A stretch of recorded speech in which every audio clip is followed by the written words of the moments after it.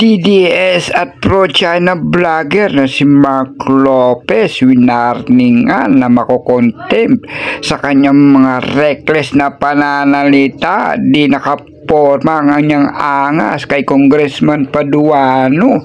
Panoorin po natin. Baka po si Commodore Tariela po ang dapat magpaliwanag kung ano po yung sinulat ko. Said, patriotism my ass. Kayo kaya ang taksil sa bayan dahil sunod-sunuran kayo sa dikta ng Amerika.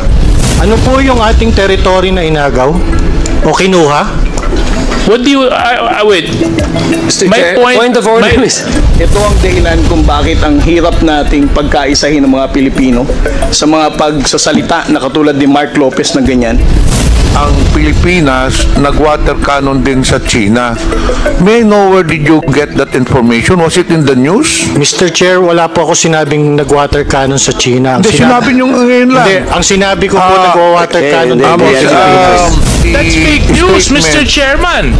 Pinag-usapan natin dito is all about the West Philippine Sea. Now, ano yung sinasabi mong water cannon?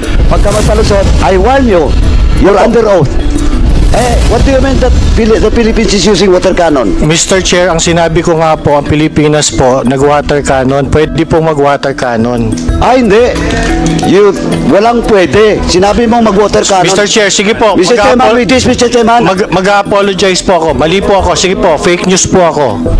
That's reckless, ha? Absolutely reckless. The next time that you will commit that violation in this committee, I will never hesitate to cite you in contempt. Ipapakulong kita dito. So dito po sinasabi ni Commodore J. Tariela na meron ka daw pong mga isinusulat na hindi makatotohanan laban sa kanya. Pwede mo po bang ipaliwanag ito? Baka po si Commodore Tariela po ang dapat magpaliwanag kung ano po yung sinulat ko. Okay, yes, please. I mean, I want to understand because I want to know, because you're a uniformed personnel of the Philippine government. Yes, sir. No? And your duty is to uphold the Constitution and to fight for sovereignty and for the protection of the welfare of the Filipinos. Yes, sir. So I want to know, because if he's a Filipino and he's attacking fellow Filipinos, medyo red flag po sa akin yun. So pwede po bang may share mo pa ang uri ng mga sinabi ni Mark Lopez laban po sa inyo? Yes, sir. Last February 5, 2025, he posted it on his X account. Si J. Tariela ang masigasig na nagbebenta niyan, sponsored by Biden administration. And also last August 23, 2024, he said, patriotism my ass. Kayo kaya ang taksil sa bayan dahil sunod-sunuran kayo sa dikta ng Amerika. Booking na ang kawalang hiyaan mo, J. Tariela. And okay, then, yes. a series of postings, sir. Yeah. Let's ask him to comment on those. Mr. Mark Lopez, you're questioning the patriotism of one of our uniformed personnel. You describe him as a lapdog of the U.S. because he's fighting for the sovereignty of our country. So, where are you coming from? Mr. Chair, I have been reading a lot and I have been being bombarded with a lot of news about the South China Sea issue. And among this news or information that I have been able to obtain is that the United States is using the Philippines to promote its agenda in the South China Sea. And it is on Google, it is in the news. And okay, the basis of my assertion about Commodore Tariela is very striking because yung pong ginagamit niya mga terms regarding the South China Sea issue is very similar to the United States propaganda regarding the South China Sea issue. And it is also on record that Commodore Tariela has been to the United States, has been very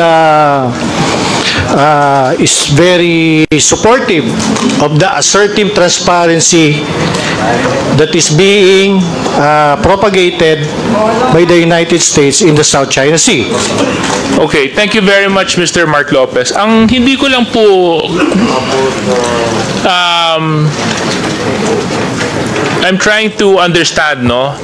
You're saying that he is a lapdog just because he's fighting for what is rightfully ours? It's the same in the similar vein. Kasi yun din naman po ang sinisigaw ng mga mamamayang Pilipino. Atin po yun. Yun din po yung sinisigaw ng mga mangingisda na nanggagaling sa Zambales na araw-araw kinakawawa na binabangga ng mga Chinese militia vessels. Yun din naman po yung nararamdaman ng milyon-milyong Pilipino na yun po talaga ay para sa Pilipinas at pagmay-ari ng Pilipino. At ngayon po nakakalungkot, kanina nung ini-interpolate ni Kong Rog, pati yata yung Palawan, sinakop na rin ng China sa kanilang bagong press release. No, ito po ba dahil sa nais to ng US? I don't think so. Mr. Chair, I think that's reckless. I'm not fighting for US interest when I'm fighting for what is Philippines, what is pro-Philippines, what is ours. I'm fighting for the Philippine interest only. Mr. Chair, pwede ko ba matanong, ano po ba yung atin na inagaw? Ulit? Ano po yung sa atin na inagaw? Ano po yung? Ano po yung ating territory na inagaw? O kinuha? What do you, wait. Mr. My Chair, point of order is, do we allow, Mr. Chair, I'm sorry, do we allow our resource person to ask question to one of the committee members here, Mr. Chair? Or it should be the other way around? Yes, no, I don't mind. If you want to get into a debate with me, Mr. Lopez, about this, then I'm sure we can. But my point is, you're saying that just because I, for example, believe that that is rightfully owned and that is rightfully by the Philippines, and you're saying, and your logic is I'm following US dictated narratives, ganun po ba yun? Mr. Chair, the South China Sea issue po kasi is a very complex issue.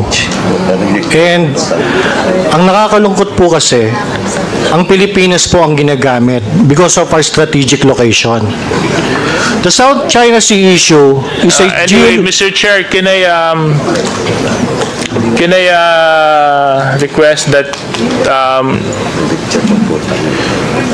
that Mr. Lopez be refrained? I just wanted to find out where he was coming from, and he seems that his point is, tama po ba, Mr. Lopez, dahil sa palagay ninyo ginagamit yung Pilipinas? Tama po? Tama po. Okay. So, yes, Mr. Tariela, can you continue? So, sir, this is a good example of how, like Mr. Lopez is countering our factual narrative in the West Philippine Sea. And this is the reason why we need to counter fake news purveyor like Mr. Mark Lopez spreading wrong information about our fight in the West Philippine Sea. Ito ang dahilan kung bakit ang hirap nating pagkaisahin ng mga Pilipino sa mga pagsasalita na katulad ni Mark Lopez na ganyan, that he never hesitates to call out the aggressive actions of the People's Republic of China, and he appears to even side with the People's Republic of China's narrative. Ako, kunyari, nung tinitira ng water cannons yung mga mangingisda natin, masakit sa akin yun. Pag binabangga yung mga Coast Guard vessels natin ng mga dambuhalang Chinese vessels, masakit sa akin yun. Pag yung mga mangingisda natin na malilit ay hindi Let us go to the That's fake news, statement. Mr. Chairman. That what you said. Mr. Chairman, that's fake news. Yes, that is why, just a point of clarification. You mentioned earlier that ang Pilipinas nag-water cannon din sa China. May I know where did you get that information? Was it in the news? Mr. Chair, wala po ako sinabing nag-water cannon sa China. Hindi, sinabi niyo ngayon lang. Hindi, ang sinabi ko po nag-water cannon din po sa Pilipinas. Mr. Mark Lopez, pwede natin i-review yung tape. We are on the record. Kasasabi mo lang yun. At saka, did I hear it right? That he said na nag-water cannon din tayo sa China? Nag-water cannon lang. Nag-water cannon po tayo. Pero, Mr. Chairman, pero Mr. Lopez, Opo. Mr. Chair. Yes, sir. makinig ka po, please. Kasi po, the issue as of now is the West Philippine Sea. The problem with China. Now, nung minention D.S. Suarez about the water cannons, nagsalita ka na, tayo din nag-water cannon. Saan yun? Water cannon saan? Kasi yung pinag-usapan natin dito is the West Philippine Sea. Now, tama ka. Hindi mo sinabi na nag-water cannon ang Pilipinas sa China. But ang pinag-usapan natin dito is all about the West Philippine Sea. Now, ano yung sinasabi mong water cannon?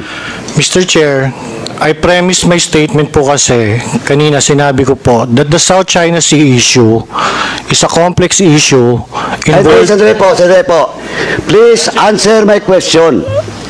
What do you mean that the Philippines is using water cannon? Kasi po yung water cannon is a facility. Huwag ka magpalusot. Opo. Huwag ka magpalusot. I warn you. You're under oath. Ang water cannon Sagutin mo po where you refer that water cannon. What you po, mentioned. ang water cannon deployment po kasi is one of the actions taken by a state pag meron po mga dispute na ganyan nga po. Pilipinas, ibig mo sabihin, mag-water cannon din sa China. Pwede po. That's sinabi mo nag-water cannon. Mr. Chair, wala ako sinabi na ang Pilipinas na ginater cannon ng isang kalabang state. Ang sinabi Sandali ko po. But we're talking about the West Philippine Sea. This will be your last warning. Or else I will cite you in contempt. This is your last warning. You're under oath. Opo. What do you mean that the Philippines is using water cannon? Mr. Chair, ang sinabi ko nga po, ang Pilipinas po, nag-water cannon, pwede po mag-water cannon. Hindi. Walang pwede. Sinabi mong mag-water cannon. Mr. Chair, sige po. Mr. Chairman, with this, Mr. Chairman. Mag-apologize po ako. Mali po ako. Sige po, fake news po ako. Ang sinasabi ko lang po, pwede po ang water cannon sa South China Sea issue. Hindi, ganito lang po. Fake news po ako. Hindi, ang sinabi mo, what you said, nag-water cannon, Mr. Chair. Opo. And if you want, we can ask the Secretariat to refer to our stenographers in the back to the statements issued by Mr. Lopez regarding that issue. So, we have never taken, I don't think, that's reckless, absolutely reckless. Anyway, I want to show a photo, but of course. Mr. Chairman, ganito lang po. Mr. Chairman, Mr. Lopez, okay, you apologize? Opo, I apologize po. Yeah, thank you for that apology. Now, this will be your last warning. Please refrain from lawyering or palusot. For not telling the truth, or else the next time that you will commit that violation in this committee, I will never hesitate to cite you in contempt. Ipapakulong kita dito. Noted, Mr. Chair. Thank you, Mr. Chairman. Thank you.